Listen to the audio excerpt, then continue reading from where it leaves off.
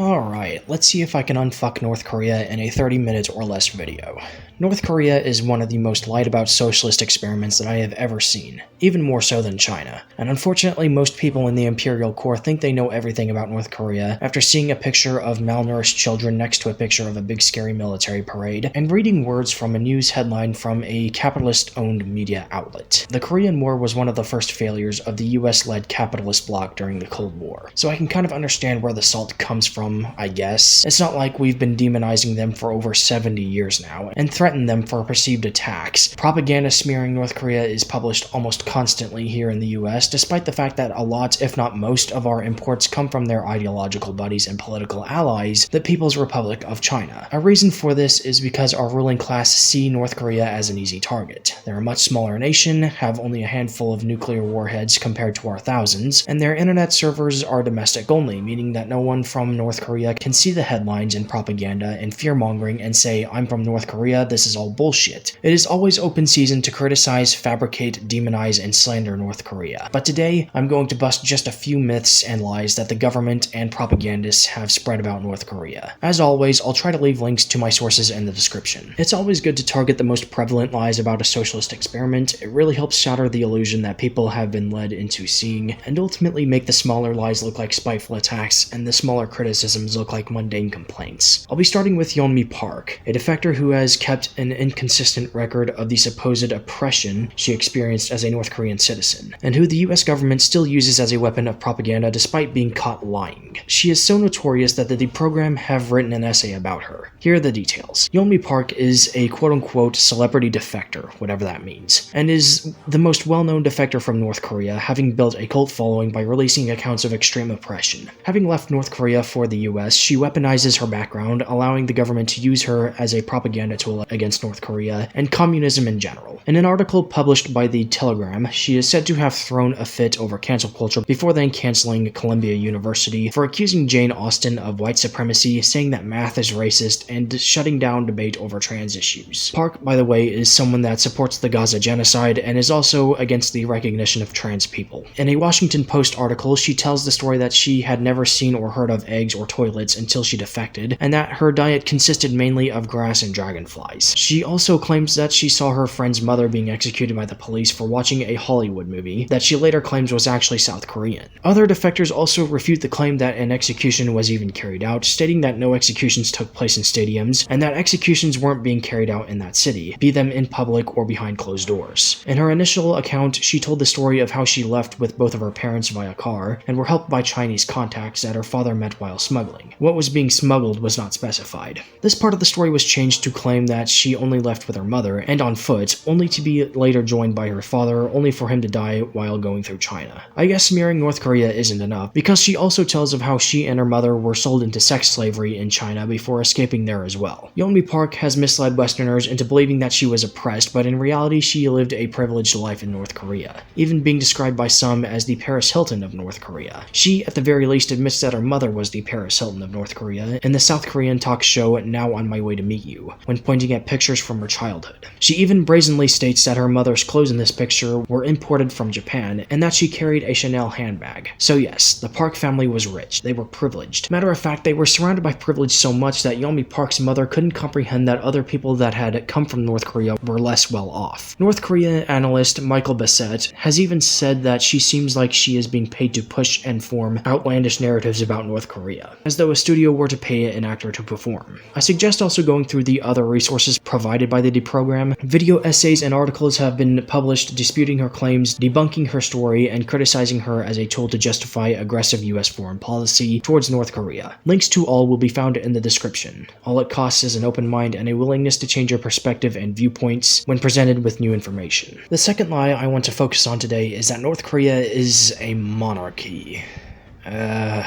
Okay. I guess this comes from the fact that the Kim family has remained a prominent force in North Korean politics since its inception. Let's look at some facts. Kim Jong-un, the son of Kim Jong-il and grandson of Kim Il-sung, is the General Secretary of the Workers' Party, the President of the State Affairs Commission, and the Commander-in-Chief of the Korean People's Army. His position as President of State Affairs grants him the title of Supreme Leader, which according to Chapter 6, Section 4 of the North Korean Constitution, the Presidium of the Supreme People's Assembly, gives Kim Jong-un 1, the power to appoint government officials, appoint diplomatic representatives, and conclude treaties with other nations, and according to Chapter 6, Section 2, the chairman of the DPRK National Defense Commission, declare a state of emergency, declare war, issue mobilization orders, and direct national defense. However, he is not the premier of the cabinet, which in North Korea is considered the head of government. That would be Kim Tok-hun, who, as far as I can tell, is not related to the Kim family. But believe whatever you want, I guess. Anyway, according to Chapter 6, Section 5 of the North Korean Constitution, the cabinet, Kim Tok-hun's position as premier gives him the responsibility of overseeing the cabinet, representing the North Korean government, convene plenary meetings as well as meetings of the permanent committee, and carrying out the policies decided by the Central Committee of the Workers' Party. Then there's Cho Ryong-hae, the chairman of the Standing Committee of the Supreme People's Assembly, the Standing Committee being the permanent body of the Supreme People's Assembly, and the Supreme People's Assembly being the highest organ of the North Korean government. Pak In-chol is the chairman of the actual Supreme People's Assembly. Elections are held every 5 years in North Korea, with the most recent being in 2019. The Workers' Party, as part of the Fatherland Front, won 682 seats, with just 5 going to Chongryon, which is also a member of the Fatherland Front. Voter turnout was 99.99%, which, as you can guess, is much higher than the usual 55 to 60% that US elections typically see. Correct me if I'm wrong, but people in monarchical countries do not get to vote on who gets to be king or queen. They do not get to vote which child of the current king or queen gets to ascend to the throne when the current dies or decides to abdicate. This is because of what is called primogeniture. The throne is almost always passed on to the firstborn. In Japan, they don't even let women assume the throne. Agnatic primogeniture is a variant of primogeniture that ensures only firstborn males of a ruling king or queen, or in Japan's case, emperor, will assume the throne. But since Aiko Princess Toshi is the only child of Emperor Naruhito, the throne will instead go to Naruhito's nephew, Hisahito. North Korea has no such concept. The Kim family is highly respected in really both Koreas due to Kim Il-sung's efforts against Japanese imperialism while in exile in Manchuria. He was the challenge to Japanese rule in Korea, and as of 2018, Kim Jong-un has an 80% approval rating in South Korea. Just because a family is revered does not mean it's a monarchy, nor does it mean it's a hereditary dictatorship. South Korea as a political entity is an illegitimate US puppet state that happened as a result of US forces occupying Seoul in December of 1945. The short-lived People's Republic of Korea was the last time Korea was united, and the elected leader was a socialist by the name of Liu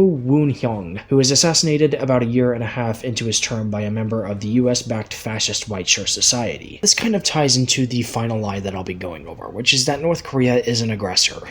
No, they aren't. Matter of fact, it is the United States who are the aggressor. How many times have we quote-unquote warned North Korea over just doing nuclear tests? Has North Korea actually threatened the US with war, or have they simply warned us against attacking them? No one in the Imperial Corps has any business being afraid of North Korea as a military force. It's not that the US is stronger than North Korea, but North Korea just won't attack. Not because they don't got the balls to, but because the United States has not provoked them. They'd literally rather tend to their own matters without the US trying to fuck things up for them. And yet, what do? We fuck things up for them. We've done nothing but try to annex them into our sphere of influence since their inception, seizing Seoul at the end of 1945 from a fairly elected socialist government, calling the fucking UN on them when they try to take the South back, and constant posturing and isolating. It's no wonder North Korea has had such a hard time developing as a nation since the fall of the Soviet Union. If anything, Imperial Corps subjects ought to be afraid of their own damn country. And to be honest, I kind of am, seeing how we can't seem to go 10 years without being tied to genocide or some kind of fucking war crime. What about Ukraine?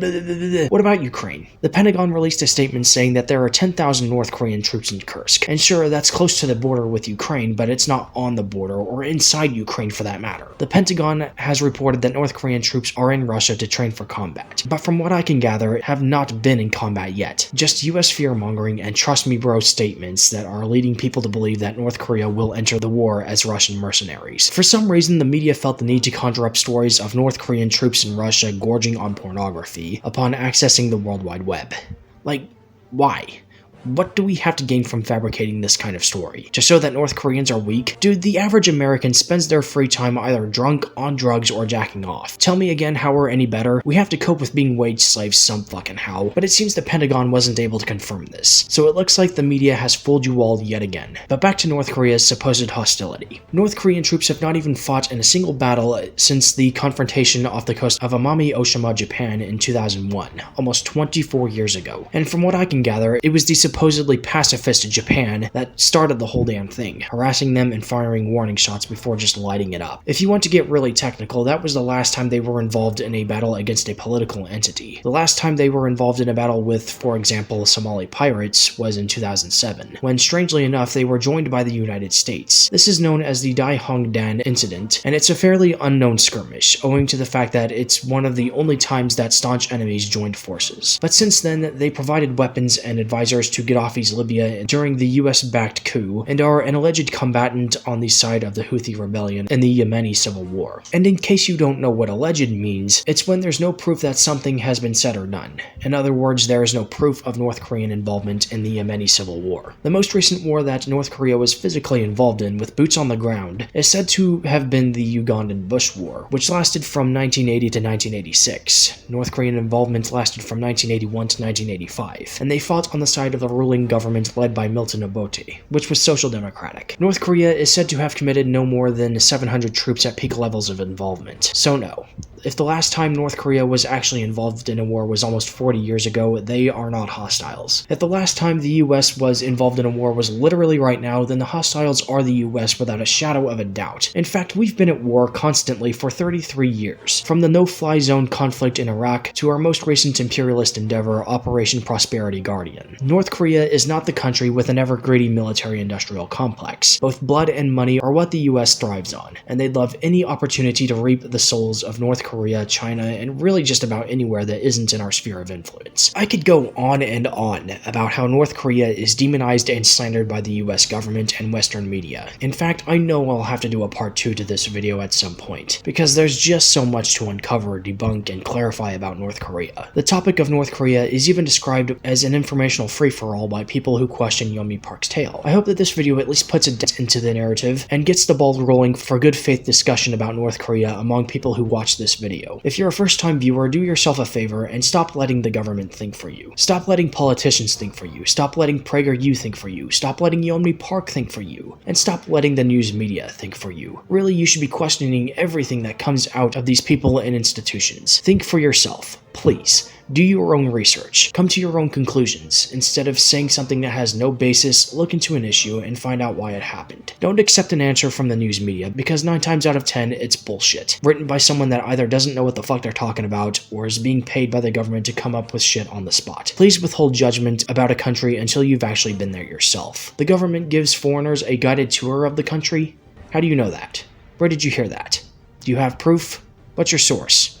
No, seriously, what's your source? Because I can guarantee you that they are just making shit up. See, North Korea being an absolute goldmine is only part of the reason I decided to make this video. One of my cousins is actually interested in visiting the country, and their parents are afraid of them getting arrested or whatever. While this video didn't really cut too deep into North Korean public policy, I hope that it has at least cleared some of the fog of misinformation surrounding the topic. For comrades, I hope you enjoyed this video and learned something new. This has been a learning experience for myself as well. I hope you'll be better prepared in debate because of this video. Please consider clicking thumbs up, as it will help this video stay relevant in the algorithm. Share this video around so more people know the truth about North Korea. Consider commenting whether you're adding context, clarifying some things, or debunking additional lies that Western media propagates about North Korea. Right-wingers will be on the lookout to find like-minded people in the comment section that are calling this video a heap of nonsense. Obscuring their search may elicit them into opening up and discussing North Korea in good faith. Please also subscribe if you'd like to see more content like this, as there will be more, and click the bell to get notified when I upload. Thank you for watching, and I'll be back soon with another video. Bye, guys.